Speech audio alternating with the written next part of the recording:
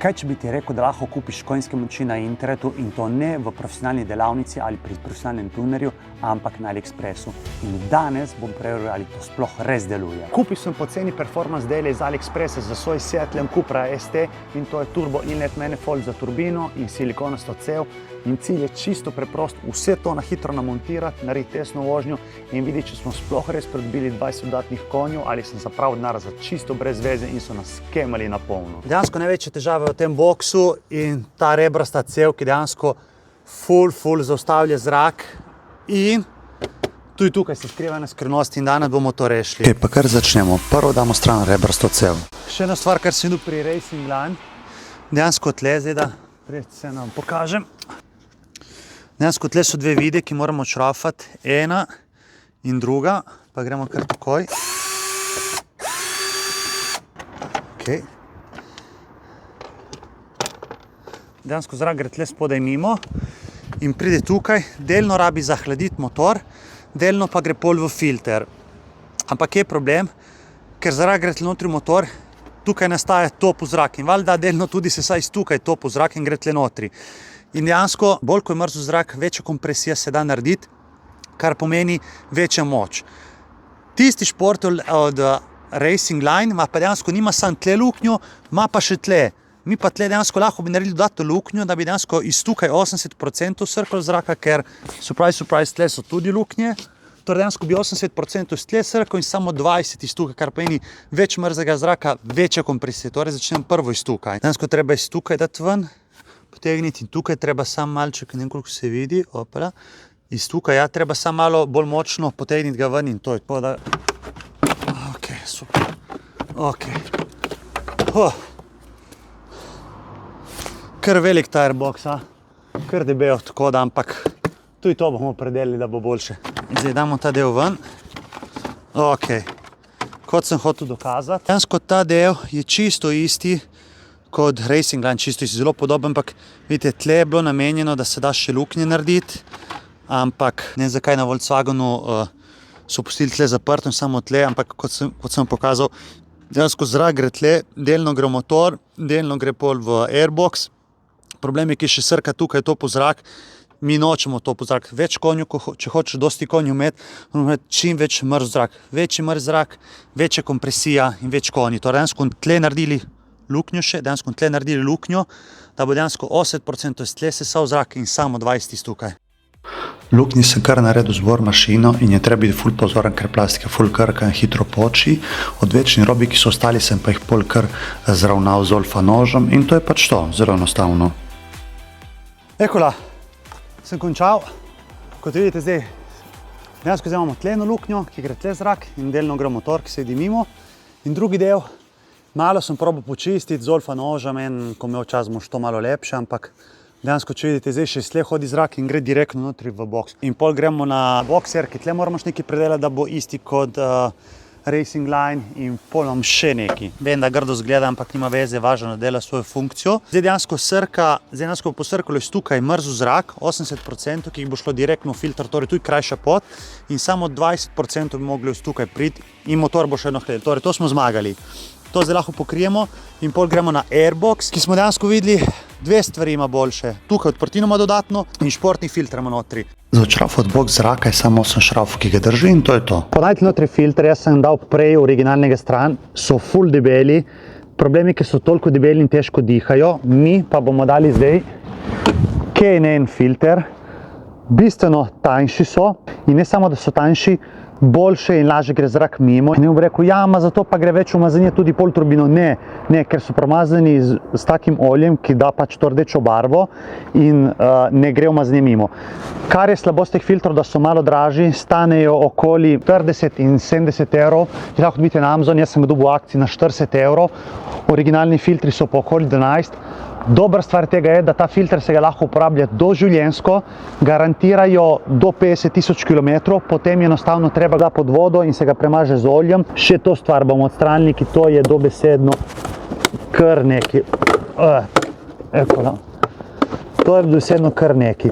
Dejansko ta stvar je dodatno še blokirala pretok zraka in dejansko zdaj zrak pride iz tle ven, direktno ga z lahkoto posrka in gre tle. Damo filter. Zašraufamo vse nazaj in gremo na silikonasto cev zdaj. Naslednja stvar, kaj bomo zamenjali, je ta cev.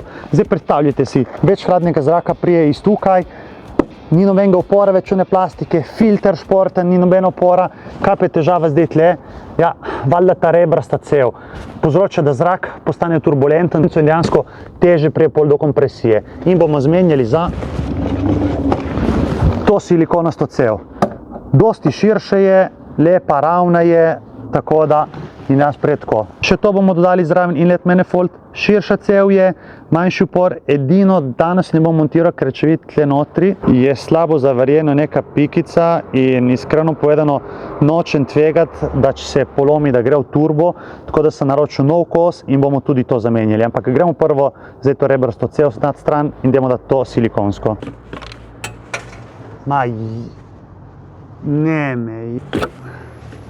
Ja, pa zgubil sem še en ključ, fajn, ne. Inštalirati silikonasto cev je res enostavno, pač se pretrdi na inlet manifold in na bok zraka in pol je treba dva šraufa stisniti. Pomembno, da se jih kar dobro stisni, da pač nikjer ne izgubimo zrak, ker to je pač močna kompresija in to je to. Naslednja stvar, kar mora razumeti, je lambda senzor ali oxygen senzor. Če kdo ne ve, kaj je to, dajte mi dovoliti, da vam obrazložim. Ta lambda sonda je pred katalizatorjem, meri kisik v izpušnih plinov. Podatke pošlje računalnik v avto, nato sproti prelegaja mešanico zraka in goriva. Torej, zdaj vemo, da imamo prekatalitik in postkatalitik konverter. Kako prepoznaš pri Seat Leon Cupri ali pa Golf R, kaj je kaj? Ja, iskreno povedano, prekatalitik ima 5 pinov notri, 2, 4, 5 in je načeloma črn kabel, kar je mogel biti ta. Afterkatalitik ima pa 4 pine in je siv in gre vse tle dol zadaj. Tako da mi moramo dejansko tega tukaj zamenjati, torej prvo bomo staknili iz pina tle. Zdaj, za tiste, ki bo rekli, ja, ma se če te da je težava, ne stoj zamenjati, kaj ima veze. To je star, dejansko se vidi, da ni lih v najboljšem stanju. To je pa nov. In zdaj, ki vemo dejansko, da to meri air-fuel ratio, torej razmerje med zrakom in benzinom, pač to ne bo nikoli 100% zmerilo dobro, tako kot pač nova lambda senzor. In kje je problem, da če dobro ne meri pol ACU oziroma računalnik od avta mora to kompenzirati in valjda pol ne izkoristi do konca vse konje, ki ima, tako da notri nova, stara stran. Zamenjali smo lambda senzor še, ki je to tukaj še enkrat, to je prekatalitik, torej pred katalizatorjem in tle dol spodaj je po katalizatorju. Končno so jim poslali nov kos in ta je perfekten, pač nima nobeno napako od varjenja, tako da bi mogel svoj del narediti. Dajmo to zdaj namontirati. Dejansko vse, kar moram narediti, je ta ključ tukaj odšraufati, to pipico odšraufati, ki dejansko gre direktno v PCV sistem tukaj in pol moramo dejansko ta gib narediti, ker če pogledamo ta kos, in se vidi tle, ima ta zobke, tako da dejansko ti cak za zatisniti, tako za odtisniti. Dejansko za ta šrauf odšraufati vse, kar rabiš, je T30 Torx. Dejansko tako twistamo tam. Saj ni razliko med tem in tem, valjda plastičen, s časoma baje, ko greš stage 1, stage 2, ker je plastika rad poka, ampak širina je ista, pogledajte samo tle, koliko dejansko je ta širši, pa tudi tle, kakšen lepši zavoj naredi, tle pa dejansko gre in je kar malo bolj ožji, tako dejansko flow zraka bi mogel biti dosti boljši s tem. Inštalacija turbo inlet manifolda je zelo enostavna, dejansko naredimo obratno tisto, kar smo prej naredili. Pritrdimo ga v smeri, nasprotni smeri unega kazalca, ga pritrdimo s Torx 30 šraufom in pol damo gor nazaj silikonasto cev in fajn pritrdimo. In to je to.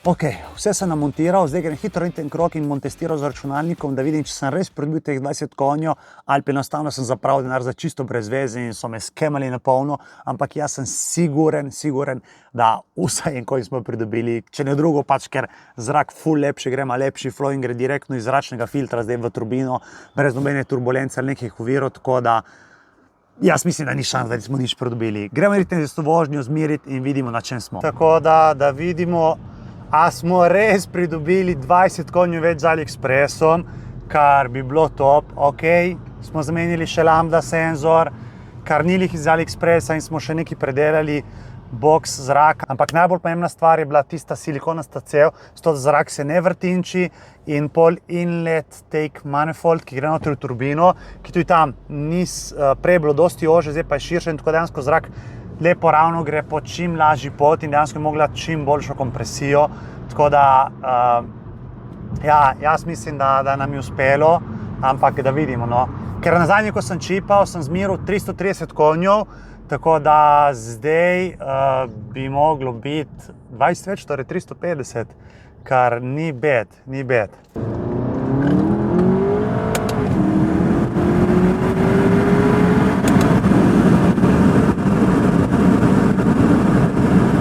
Ok, končno uspel ustaviti, pa da vidimo zdaj, kaj smo zmerili. In smo videli, da dejansko, evo, najvišji, to je ta rekord, diagnostični rekord, in smo videli, da dejansko najvišjih RPM-ov, torej 6634, je bilo 360 Nm, torej pa dajmo 6634 krat 360.7, če se ne motim. 360.7, ok. In damo enako. In zdaj delimo ta konstanta 7024 in dobimo 340 , torej dejansko smo dobili 20 konjev, 21 skoraj, ki je VC6.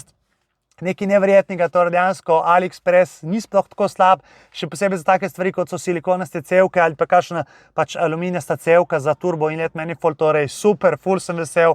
Ok, res, da smo naredili še dodatno luknjo za dodaten hladen zrak in športen filter in lambda senzor, ampak verjamte mi, da največ, kar je pripomoglo, je ta silikonasta cev in ta turbo inlet, ki dejansko zrak dosti lepše potuje, manj zračnega uporama, kar je nenormalno. Tako da, če ti je bilo všeč, lajkaj, subscribe in se vidimo naslednjič. Aj, čau!